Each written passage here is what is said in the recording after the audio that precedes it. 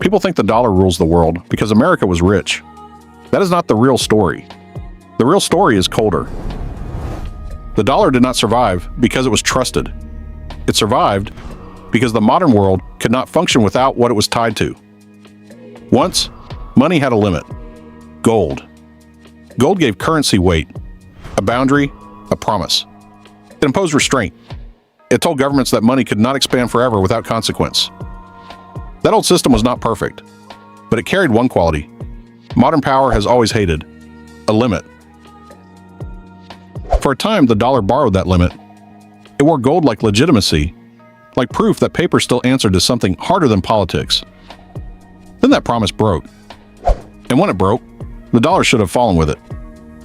It didn't, because America did not simply lose control. It changed the foundation. It moved from trust to necessity, from metal to fuel, from restraint to dependence. Once that shift locked into place, the dollar stopped being just money. It became access. It became leverage. It became a system the world had to enter just to stay alive. This is the story of how a paper currency survived the death of its old foundation and rebuilt itself on energy, dependence, and power. The public version is simple. After World War II, America stood above the ruins. Europe was exhausted. Britain was fading. America had factories, gold, military reach, and political confidence. So in 1944, the United States helped build a new financial order, Bretton Woods. The deal looked elegant. The dollar would be tied to gold. Other currencies would be tied to the dollar. Trade would stabilize. Chaos would be reduced. The world would rebuild. And for a while, it worked. That is the official story. America won. America built the order. The dollar became the center. Clean, simple, comforting. But hidden inside that success was a contradiction that would eventually tear the whole thing open. Because the world needed more and more dollars. And the more dollars America created, the less believable the gold promise became. That was the trap. The system needed dollars to survive. And that same need slowly poisoned the promise, holding it together.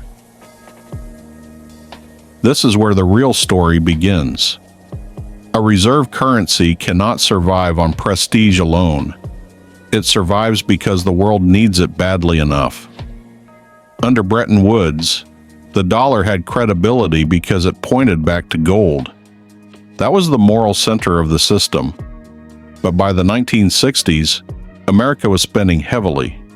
Cold War commitments, military bases, Vietnam, domestic promises, strategic expansion. Dollars spread across the world. At first, that looked like strength. But every new dollar carried an uncomfortable question. Could all of these claims still be redeemed in gold? The answer was becoming obvious. No. Foreign governments started watching more carefully. Some doubted. Some demanded gold. Pressure grew.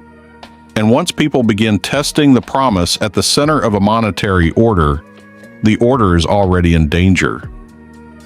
Because money is not only arithmetic, it is belief under pressure. Then came 1971. Richard Nixon stepped forward and used the kind of language governments always use when they are about to make permanent history sound temporary. The United States would suspend gold convertibility. Suspend, not end, not destroy, suspend. But everyone serious understood what had happened. The old promise was dead. The dollar was no longer what it had claimed to be. And now the question became impossible to avoid. If the dollar was no longer tied to gold, why should the world keep accepting it as the center of everything? That question should have triggered collapse. It should have produced panic. It should have humiliated the currency. It should have broken the structure. It didn't. And that is because something else was already becoming more important than gold. Energy, not symbolic value, practical necessity. Gold can sit in a vault. Oil has to move. And the modern world could not breathe without it. Oil was not just another commodity. It was the bloodstream of industrial civilization. Factories ran on it. Transport ran on it. Armies ran on it. Food systems depended on it. Shipping, plastics, aviation, logistics, and modern growth itself all leaned on energy. That changed the meaning of monetary power. A currency tied to gold asks the world for trust. A currency tied to oil asks the world for obedience through necessity. That is a much harder form of power. Because if the most important resource on earth is priced in your currency, countries do not hold your money because they admire you. They hold it because they need access. That is the shift that saved the dollar. Not honesty, not discipline, necessity. And once that logic locked into place, the currency gained something far stronger than an old promise of redemption. It got a permanent role inside the daily survival of the modern world. This did not happen like a movie scene where one man signs one page and history changes in silence. Reality is usually uglier, messier, layered, built through understandings, alignments, incentives, and protection. What mattered was the relationship between Washington and the oil-producing core of the Gulf, especially Saudi Arabia. The arrangement was brutally effective. Oil would continue to be sold in dollars. That meant any country needing large amounts of oil would need large amounts of dollars. Oil exporters would accumulate dollar revenues. Those revenues would then flow back into the American system through banks, markets, and government debt. This is what people call petrodollar recycling, a dry phrase for an enormous consequence. The world needed oil. Oil required dollars. Dollars flowed back to America. America gained deeper financial breathing room. Debt became easier to carry. Deficits became easier to finance. Dollar centrality reproduced itself. That is not a side note in history. That is the redesign. Gold had once disciplined the system from the outside. Oil now reinforced it from inside the bloodstream of modern life. Once that redesign took hold, the United States gained something larger than monetary prestige. It gained structural leverage. This is the part most people never see. Old empires controlled land.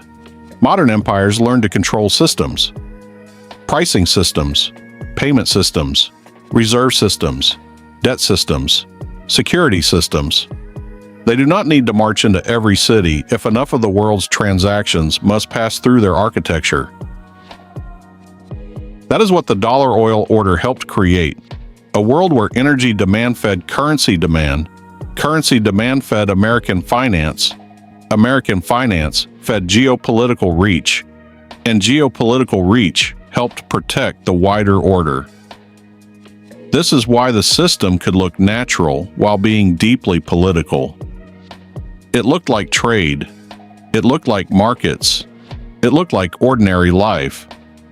But hidden underneath was a structure of dependence. And once dependence hardens into normality, power becomes harder to see. That is what makes it so effective. The strongest orders are often the ones mistaken for common sense. Once the dollar sat at the center of energy flows, finance, and trade, it stopped being just a medium of exchange. It became leverage. That changed everything, because a system built for circulation can also be used for exclusion. A system built for stability can also be used for pressure. A system built for markets can also become a weapon. This is where sanctions become more than policy. They become infrastructure in motion. If trade settlements, cross-border payments, reserves, and commodity channels all depend on one monetary architecture, then access to that architecture becomes a political question. That is real power. Not because speeches are powerful, because plumbing is powerful. The pipes decide who moves easily and who bleeds slowly. And that plumbing was not built in one day. It took decades.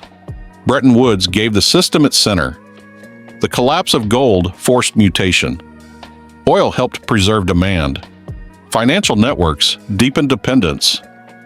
And over time, the architecture became so extensive that even countries who disliked it still had to survive inside it. That is the difference between dominance and design. A dominant power can be hated. A designed system can still be used. Now the cracks are easier to see. Countries talk openly about reducing dollar dependence. China builds payment alternatives. Regional powers test local currency settlements. Energy exporters diversify their relationships. Sanctions push governments to imagine escape routes. Financial fragmentation no longer sounds impossible. That does not mean the dollar is dying tomorrow. That kind of line is cheap. The real story is more serious than collapse fantasy. The real story is erosion. Slow, uneven, strategic erosion. An old order can remain dominant long after it stops feeling permanent. That may be where we are now. Because the question is no longer whether the dollar still matters. Of course it does. The question is whether the conditions that made its dominance feel unquestionable are still intact. Can a reserve currency remain supreme while debt expands without end? Can sanctions be used so aggressively that they accelerate alternatives? Can oil remain enough of an anchor in a changing energy world? Can power stay relaxed once it realizes others are quietly building side doors around it? These are not abstract questions. They are signals. And they suggest that the deal which saved the dollar in the 1970s may not hold the future as easily as it held the past. There is a larger pattern here. Power rarely survives by staying honest to its first form. When one foundation weakens, it searches for another. When gold became a constraint, power moved toward energy. When direct empire became expensive, control moved through finance. When rule became harder to justify openly, it returned through systems, standards, infrastructure, and dependence. That is not always conspiracy. It is something colder. Adaptation. Serious power adapts faster than the public story does. That is why so many people still imagine the dollar as simply the strongest currency. That phrase is too shallow. The dollar was not only strong, it was positioned, protected, embedded, needed. And once a currency becomes tied to need, it no longer behaves like ordinary money. It begins to behave like hidden governance. That is the real legacy of the shift from gold to oil. Not just survival, transformation. The system lost its old honesty and found a harder kind of control. So no, the dollar did not survive because America was merely rich. It survived because when the old promise broke, a new anchor was built. Not cleaner, not more moral, more necessary. Gold had given the system a limit. Oil gave it a grip. And for decades, that grip shaped trade, debt, war, sanctions, and the silent grammar of global power. But every order carries a weakness inside its strength. The more a system is used, the more people begin studying its exits. The more leverage it applies, the more rivals begin building alternatives. The more natural it appears, the more dangerous its instability becomes once doubt enters the structure. That is the phase that may be beginning now. not sudden collapse. Something slower, more strategic, more dangerous. A struggle over what happens when a world once held together by gold, then by oil, begins searching for a third foundation. Because in the end, the most powerful systems are not the ones people admire. They are the ones people cannot avoid. And once a currency becomes unavoidable, it stops being just money. It becomes power in its most invisible form. Thank you for watching. New investigation every 2 days. Subscribe to The Red.